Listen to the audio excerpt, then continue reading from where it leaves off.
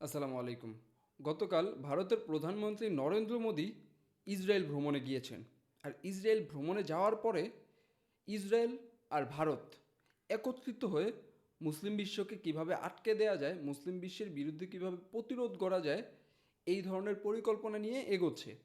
বা নরেন্দ্র মোদী ইসরায়েলে যাওয়ার আগেই ইসরায়েলের প্রধানমন্ত্রী নেতানিয়াহু বলেছিল, আমরা শিয়া আর সুন্নিদের বিরুদ্ধে একটা ঐক্য গঠন করব। আমরা শিয়া আর সুন্নিদের বিরুদ্ধে আমাদের যে মিত্র রাষ্ট্রগুলো আছে তাদেরকে একত্রিত করে একটা সংগঠিত ঐক্য গঠন করব, যাতে শিয়া এবং সুন্নিরা ইসরায়েলের বিরুদ্ধে দাঁড়াতে না পারে।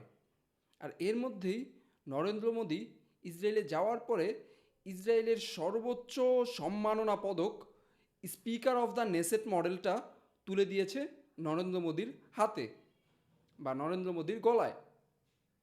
এটা হচ্ছে ইসরায়েলের সর্বোচ্চ সম্মাননা পদক।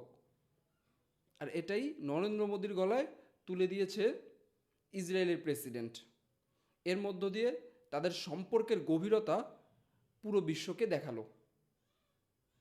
আর এই ভারত সেই ভারত, যেই ভারতের প্রতিষ্ঠাতা বলতে পারেন মহাত্মা গান্ধী থেকে শুরু করে পরবর্তীতে যত রাজনৈতিক দল ক্ষমতায় এসেছে সবাই মোটামুটি ফিলিস্তিনের পক্ষে ছিল বলতে পারেন। ইসরায়েলের বিরুদ্ধে না হলেও ফিলিস্তিনের পক্ষে ছিল। তারা ফিলিস্তিনের অধিকার নিয়ে কথা বলে এসেছে। তারা ইসরায়েলকে একদম গা ছাড়া এই বিজেপি সরকার যেভাবে একদম জড়িয়ে ধরছে, এমনটা কেউই করেনি। স্বয়ং মহাত্মা গান্ধী অবধি বলেছে যে আমরা ফিলিস্তিনিদের অধিকারের পক্ষে। যেখানে ভারত স্বাধীন হয়েছিল 1947 সালে এবং ইসরায়েল স্বাধীন হয়েছিল 1948 সালে। এর পরপরই ইন্ডিয়ার প্রত্যেকটা ক্ষমতাসীন রাজনৈতিক দল ফিলিস্তিনের পক্ষে কথা বলেছে। কিন্তু বিজেপি সরকার ইন্ডিয়াতে কী পরিমাণ মুসলিম বিদ্বেষী আচরণ করছে সেটা দেখাই যাচ্ছে। তো এই দুই মুসলিম বিদ্বেষী দেশ মিলে চাচ্ছে মুসলিম বিশ্বের বিরুদ্ধে একটা শক্তিশালী ঐক্য গঠন করতে, এখন অবধি যেটা বোঝা যাচ্ছে। কেননা বিজেপি সরকার ক্ষমতায় টিকেই আছে এই মুসলিমদের বিরুদ্ধে তাদের প্রোপাগান্ডা চালিয়ে। তাদের মূল প্রোপাগান্ডা হচ্ছে হিন্দুত্ব খাতরে মে হ্যায়, হিন্দুরা খাতরে আছে, হিন্দুরা বিপদে আছে, এই ধরনের একটা উক্তি দিয়ে তারা ক্ষমতায় টিকে আছে। লাস্ট নির্বাচনে অবশ্য তাদের ভিত নড়ে গিয়েছিল অনেকটাই মানুষ, কারণ হচ্ছে ইন্ডিয়ার মানুষ যথেষ্ট পরিমাণ বুঝতে পেরেছে যে আসলে এটা একটা প্রোপাগান্ডা, এটা জাস্ট একটা স্ট্র্যাটেজি ক্ষমতায় থাকার জন্য। কিন্তু তারপরও এখনও ব্যাপক মাত্রায় প্রোপাগান্ডা চলছে, মুসলিমদের উপর অত্যাচার চলছে। শুধুমাত্র মুসলিমই না, অনেক সংখ্যালঘু জনগোষ্ঠী আছে তাদের উপর অত্যাচার হচ্ছে। আপনারা মণিপুরের খবর জানবেন, মণিপুর একটা রাজ্য, সেই রাজ্য মোটামুটি গত 2 বছর ধরে উত্তপ্ত। এবং পাশাপাশি যারা বিজেপির মতাদর্শকে সমর্থন না করে সেই ধরনের হিন্দু ধর্মাবলম্বী যারা আছে তাদেরকেও টার্গেট করা হচ্ছে। এটাই করছে বিজেপি গভর্নমেন্ট। আর মোদি ইসরায়েলে যাওয়ার পরে ইসরায়েলের প্রধানমন্ত্রী সরাসরি বলেছেন, যেটা এর আগেই বলেছেন, সরাসরি বলেছেন আমরা পৃথিবীতে শিয়া এবং সুন্নিদের বিরুদ্ধে একটা ঐক্য গড়ে তুলব। আর এই ঐক্যে থাকবে কে কে? এই ঐক্যে থাকবে ইন্ডিয়া, গ্রিস, সাইপ্রাস এবং তাদের আরব ও আফ্রিকান মিত্ররা। এইখানে এই 3টা দেশের নাম উল্লেখ করা হয়েছে, এই 3টা মিত্র দেশের নাম উল্লেখ করা হয়েছে, অন্য কারো নাম উল্লেখ করা হয়নি। এইখানে মেইনলি টার্গেট করা হয়েছে তুরস্ককে। কেননা তুরস্ক পাকিস্তানকে সমর্থন দেয়। এই পার্সপেক্টিভে ইন্ডিয়ার সাথে তুরস্কের দ্বন্দ্ব বহুদিন ধরে চলে আসছে। বহুদিন ধরে ইন্ডিয়ার সাথে তুরস্কের দ্বন্দ্ব চলে আসছে। আপনারা দেখবেন বিভিন্ন সময় বাংলাদেশ নিয়েও ইন্ডিয়া তুরস্ক আর বাংলাদেশ সম্পর্কের একটা প্রোপাগান্ডা সেল তৈরি করেছিল, প্রোপাগান্ডার একটা প্রস্তুতি নিয়েছিল, যেটা হচ্ছে পরবর্তীতে ওইভাবে আর সফল করতে পারেনি। কিন্তু ইন্ডিয়া প্রায় সময়ই দেখা যায় তুরস্কের বিরুদ্ধে বিভিন্ন ধরনের পদক্ষেপ নিচ্ছে। ওইদিকে গ্রিস আছে, গ্রিস তো তুরস্ক সর্বোচ্চ বিরোধী পদক্ষেপ নেওয়ার জন্য বসে আছে।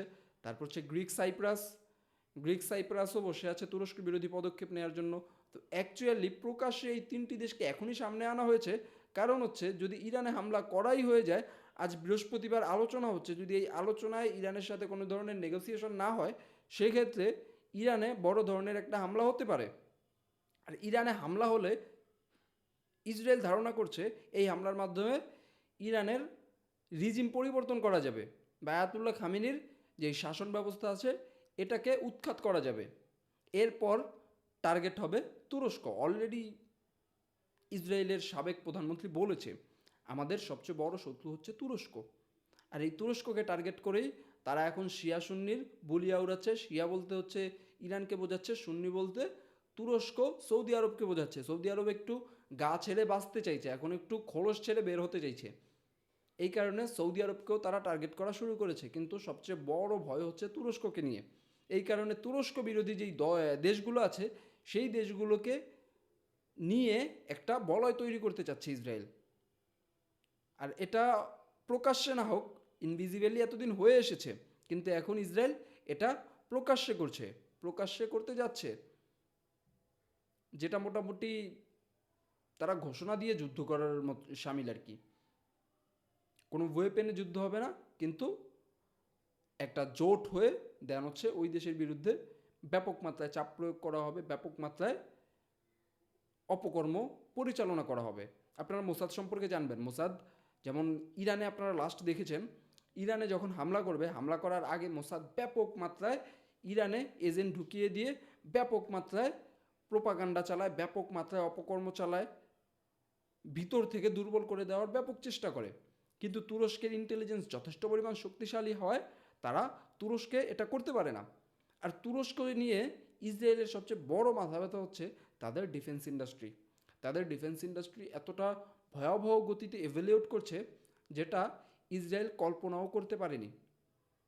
ইসরায়েল কল্পনাও করতে পারেনি, বিশেষ করে 2017 সালের পর থেকে। 2017 সালে যখন মার্কিন যুক্তরাষ্ট্র তুরস্ককে F-35 থেকে বাদ দিয়ে দেয়, এরপর থেকে তুরস্ক তাদের ডিফেন্স ইন্ডাস্ট্রি কয়েক গুণ বেশি গতিতে সামনে এগিয়ে নিয়ে যাওয়ার জন্য এফোর্ট দেয়, আর এখন এসে ফল পাচ্ছে।